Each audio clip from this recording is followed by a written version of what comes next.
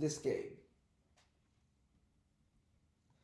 So the game started with knight c3 as the second move. That's very interesting. And here we have a less common opening. It's called Vienna game. And so the reason is why it doesn't play knight f3. I will show you why. Because after knight f6, um, by the way, black can play either knight c6 or knight f6. I think either move is fine. And most likely we move the kingside knight, knight f6. And so if white play knight f3, it's just turned into three knights opening. But sometimes white will play a more or less risky move, that is f4. According to a lot of opening textbook, people said pushing the f pawn too early in the opening is not a good thing, because this diagonal, for example, for white is opened up after pushing f pawn. Black can utilize this perspective to attack the white king. But the good thing for white for now is because black has a knight at f6, black cannot attack the king immediately. And why does white sacrifice the pawn? And also, by the way, the name of this variation is called Vienna Gambit. So white sacrifice the pawn, giving up the pawn.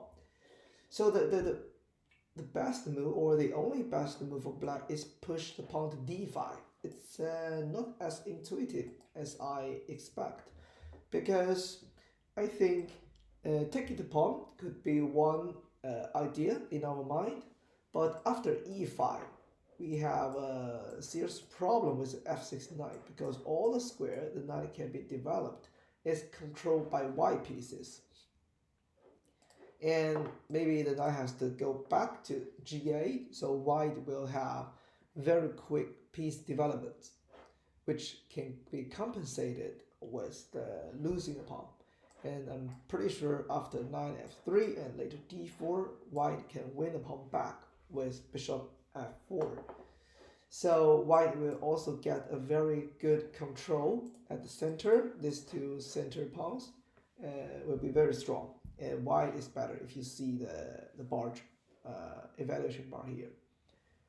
So another move also feel intuitive is d6, supporting e5. I mean, knight c6 can also support e5, but after taking the pawn, I mean, it's not like recommended to exchange your center pawn with the f pawn. So d6 may be better than knight c6. So the thing is, white can develop knight, but white can still adding pressure on the e5 pawn, and if you take that, white will play d4 to get a very good control at the center, and of course white will take the pawn. It's impossible to push pawn g5, it will be captured. So how can we deal with this pressure? If we play knight c6 to protect the pawn, and white can keep pushing the pawn to d4. So after the exchange, and white will have a very great queen at the center, and it's very hard for black to kick the queen away from the center. If we push c5, there will be an outpost for the knight and also the bishop. So yeah, so white is way better than us at controlling the center. So yeah, after d4, white have a lot pieces targeting at the center, and it's really hard to deal with. So that's why I mentioned the best move against f4 is let's attack the center right away after f4. And you can tell from the engine bar it's very close. I think if I will play as black, I'm happy with this very equalized position. Okay, so if I take our pawn, our knight is being attacked, but I can take the e4, still control the center. So the knight is really strong. If white take that, we can take that with the pawn, and either side have the pawn at the e file, and I would say our pawn is more safe than e5 because we can protect the pawn very easily with our queen. So, and also thinking about this diagonal, I think um, it's very hard for white king to castle to the king side. So black is better if we can also find the evaluation bar. Okay, but so in this game, so this is the game for my student, d6, and knight f6, knight f3, knight c6. So in this game, white didn't play d4, but played bishop b5 instead. But overall, I think the purpose is similar.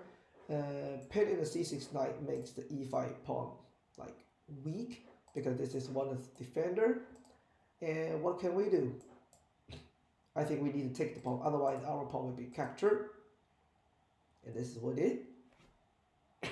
After d4, white has built a very good, very strong control at the center. Queen e7. Excuse me.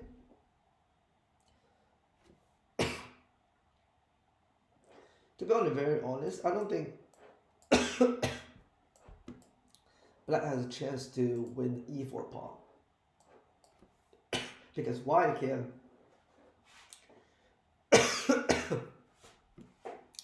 excuse me, because white can support the pawn with either queen e2 or queen e3, and another move is castle. I'm grabbing some water.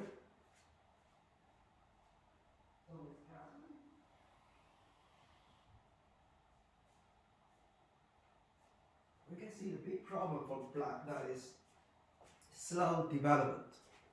The black king cannot castle in upcoming moves, so we cannot really take the pawn because the queen and the king are all at e5. If we take the pawn, knight will be pinned, and that's a problem, that's a disaster. So in this case, we should kick the bishop as soon as possible with a6. Kick the bishop, and let's see how would white react. If white take our knight, that's fine. And we can later castle. Bishop queen d7, yeah, that's the correct move, castle. And bishop d7, maybe black's going to castle to the queen side. After castle, yeah, so this bishop is developed. I think white has achieved the piece development and opening. All the minor pieces have been developed in very good square. King is safe, very good control center. So if we tell from the evaluation bar, white is way better than black, plus 2.3.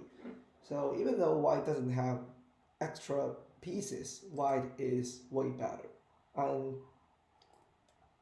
if we compare that with black pieces, the bishop f8 is stuck. The queen, yeah, is attack e4, but we cannot do anything about it. And more importantly, white has a very good control at the center, but instead, on the other hand, black pieces cannot fight at the center. So now white take the bishop and d5. I think white start to involve as many pieces possible. For example, queen to d4, that's a very good square. Attack a7 in ba and bishop e3. White is developing all pieces to the queen side. And since the d5 pawn, white has very great space. So which means it's very easy for white to maneuver pieces to attack the queen side. And let's look at the black pieces, because the d6 pawn, the pawn structure determines it's really hard for black to maneuver pieces to the king to queen side to protect the king. After b6, h3, I think this is a defensive move. I'm not sure if that's necessary, but yeah, I think it's okay to make. Black's trying to attack the e4, knight d2, very solid defense. a4, yeah, opening up the files. So that's how we attack the king. Queen e5, we offer quick exchange. I mean, strategically, that's correct. So if we can exchange the queens, it can minimize attack or resolve the attack from opponent. But clearly, white doesn't want to exchange the queen. Queen c4. Okay, bishop h3. That's an interesting move because we are finding approach to win the pawn. But the thing is, after bishop f4, we might end up losing the bishop. And white is still very safe because the bishop guarding h2 and the rook can guard the second rank. Black can only involve these two pieces. And yeah, it's very hard to, for example, queen to e2. White can also defend the king with a queen if it has to. Knight d4, threatening a check, and it's a very strong move because white noticed black doesn't have light square bishop, so all the light squares are weakness.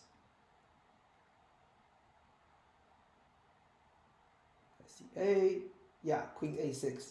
The game end up as with this checkmate, but I don't think black can do anything about it. And if putting knight to g4, so maybe yeah, attack it, but I don't know.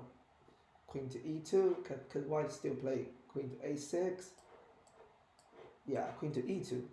Yeah, maybe black can resolve this checkmate with knight to g2 to g4, but white is still winning.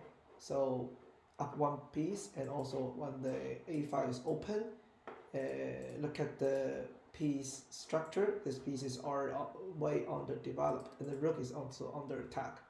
So white is clearly winning.